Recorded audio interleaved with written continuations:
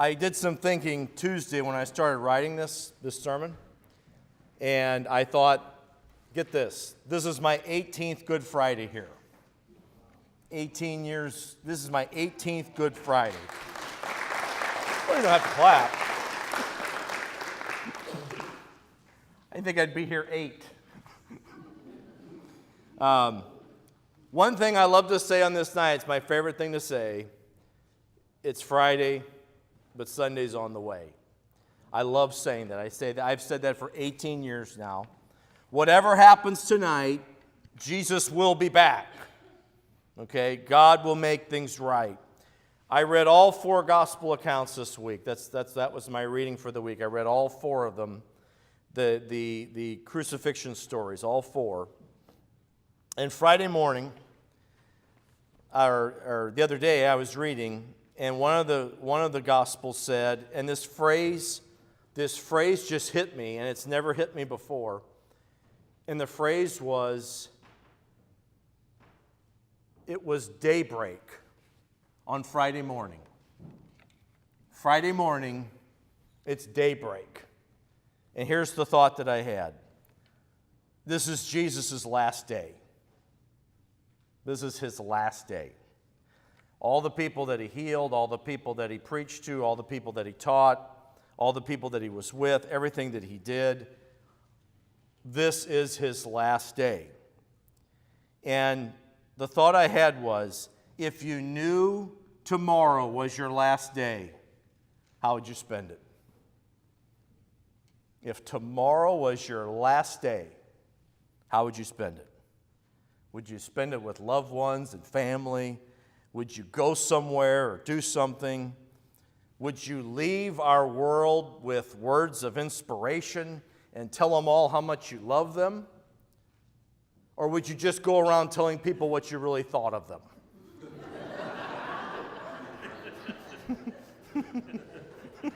11 p.m., you're making phone calls. You got 1 more hour. You're telling people whatever you thought of them. Here's what I thought. If tomorrow was my last day, I would eat fried chicken, I'd eat donuts, and I'd drink Mountain Dew. Somebody said you do that every day anyway. I'm preparing. I'm getting ready, just in case. This is Jesus' last day, but he's going to teach us something before he leaves. Let's look at it. Let's go on the journey with him, okay?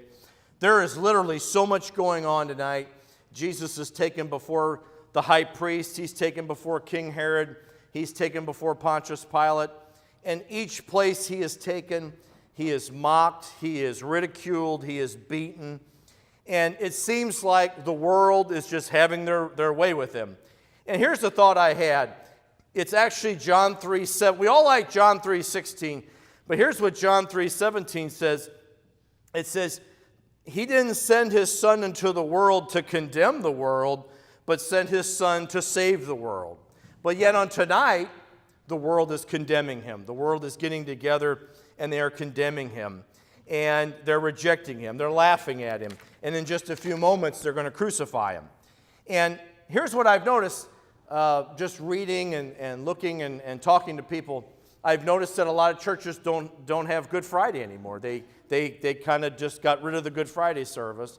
Some of them will do like a Maundy Thursday. This is why we don't do one. I can't say it. Maundy Thursday service. Then they'll do a Saturday night vigil. Then they'll do Easter Sunday. And it seems like they skip over Good Friday. And a lot of people will say, well, I don't like Good Friday because it's ugly and it's offensive and it's so violent. Let's just get to the good stuff. Let's just go to Easter right away. Let's just get to the good stuff, okay? And a lot of people will say that. But we can't skip the cross. We cannot skip Good Friday. To get to the empty tomb, we're going to have to walk by the cross first. So let's do that tonight, okay? Let's go there. Now, Jesus has already been whipped. He's already been beaten. He's already been scourged. He has to carry his own cross to the place where they're going to crucify him. He has to carry the beam. And he's already been so severely beaten, he cannot even get the beam on his back to carry it. So what they do is they get this guy named Simon from Cyrene to carry it for him. So you have Jesus walking, and you have a man named Simon. He's carrying the cross beam for Jesus. And here's the lesson I think we learn there, is that we should never carry our burdens by ourselves. Let other people help you carry your cross. We should never carry our burdens by ourselves. I know a lot of times we'll say, some of us like to kind of keep them hidden or keep them secret. Or a lot of us will say, I'm strong enough the way I am. I don't need any help. But here's Jesus and Simon, and they're carrying the cross together. Okay? They're carrying it together. And here's one thing, another thing, is that you never know the people that you meet in life, how much of a cross they're carrying.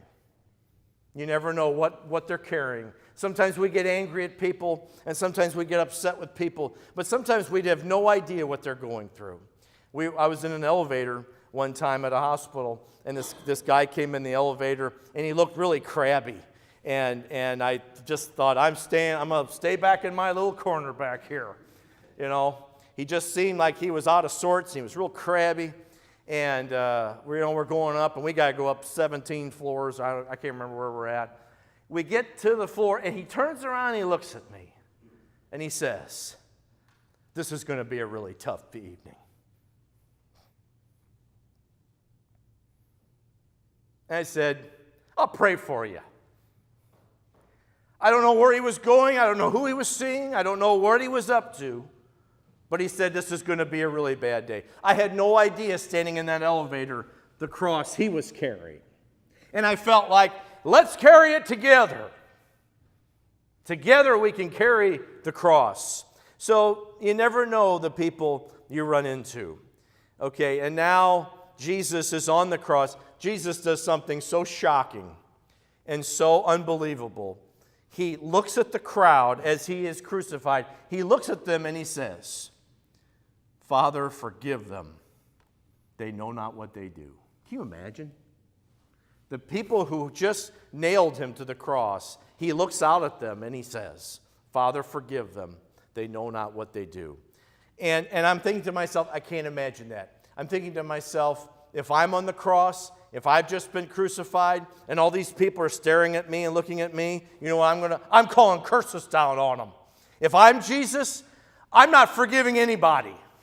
If I'm Jesus, I'm looking at that crowd and I'm saying, I'm going to remember you, and I'm going to remember you, and I'm going to remember you. Because one day you're going to stand in front of me when your life ends, and I'm going to remember exactly what you did to me. Isn't it a good thing I'm not Jesus?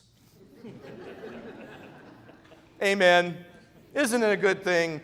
Isn't it a good thing I'm just a regular human being and I'm not Jesus? Jesus instead looks at them all and he says, "Father, forgive them. They know not what they do." Forgiveness. Wow. It's a tough one, isn't it? Forgiveness. That's a tough one.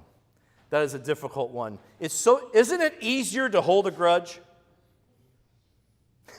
Isn't it easier to just be angry and hate people? I mean, isn't it angry? It's so difficult to cross over from unforgiveness to forgiveness. I'm with you on this, okay? I'm still upset at the people who stole my 10-speed bike when I was 14 years old. I'm still angry. And when I find them, I'm still angry at people who've rejected me, made fun of me. I'm angry at the people who promoted ahead of me. I don't know how that happened. I'm still angry at people who made fun of me, who insulted me. And you want to know why? You want to know why forgiveness is so difficult? At least it is for me. You want to know why? It's because I really don't want to let people think that they got away with it. I don't want people to think that they got away with something. I don't want to let them off the hook. I don't want anybody to think they did something to me. I want justice, okay? I don't want them to be able to think, wow, I messed with Matt and I got away with it. And here's the hardest people you'll ever forgive. You ready? These are the hardest people you will ever forgive. It's the people you have to forgive but don't want it. Oh, it's nice when, maybe Lynn and I, we've never even said a bad thing to each other, but if Lynn and I got into it and we yell, and all of a sudden the next day we both look at each other and say, I'm so sorry, and we hug it out, and she kisses me on the cheek and it's all good. What about the people you need to forgive that aren't going to kiss you on the cheek? And if you'd say to them, I forgive you, they'd laugh at you and say, I don't care. Those are the people that are the hardest ones to forgive. And Jesus looked at a crowd that didn't want to be forgiven. Jesus looked at a crowd that did not want to be forgiven and did not care about being forgiven, and he forgave them anyway. And he says, forgive them. I'm wondering something. I've never thought of this, but I'm wondering something. Do you think that was the moment when the criminal on the side decides to repent?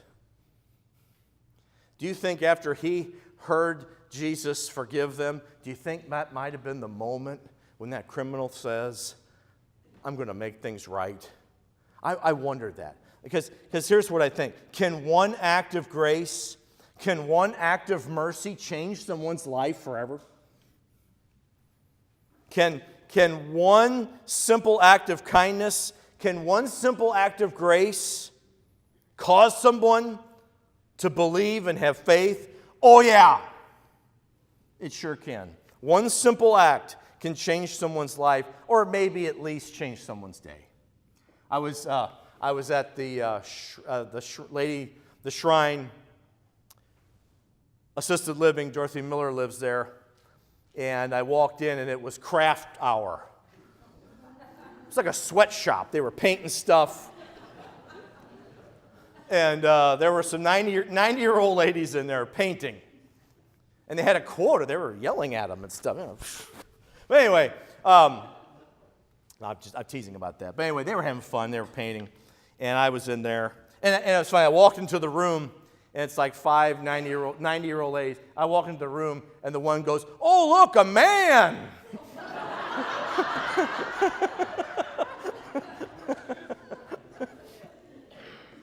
I said, yeah. And so I sat with them during craft hour, had a good time, and went to say goodbye. Dorothy Miller always hugs me and kisses me right here.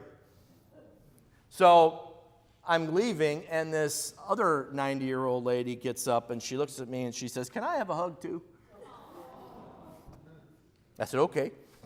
She goes, can you kiss me on the cheek too? I said, okay.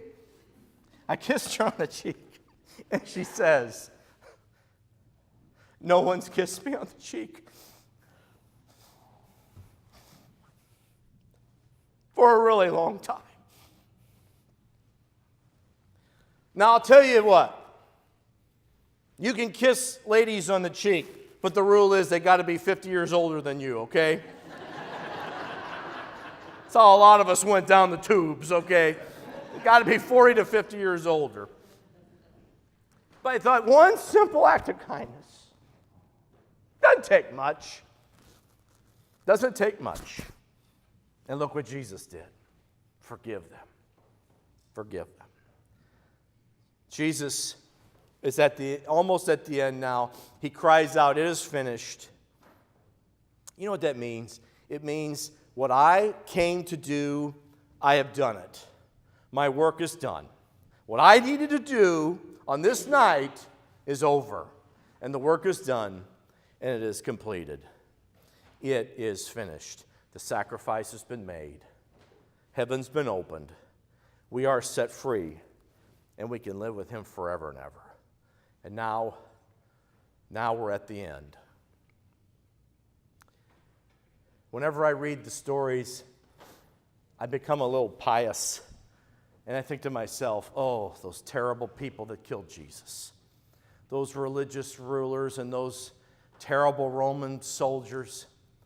And I get kind of angry when I read these stories because I think, how dare they do what they did to Jesus? How could they do that? And then reality sets in. And you know what I realize? It's my sins that put him there. It was my sins that put Jesus on the cross. The reality is, it's my sins that nailed him there. Whenever I have hated other people or gotten mad at people, you know what happened?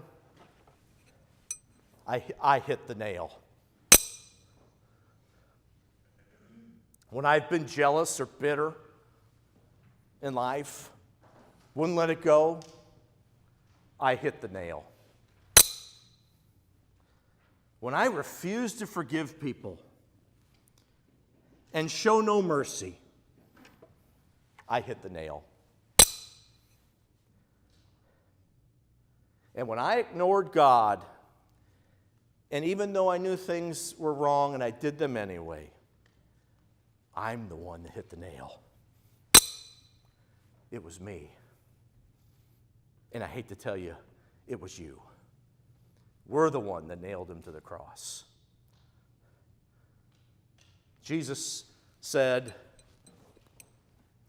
Father, into your hands I commit my spirit.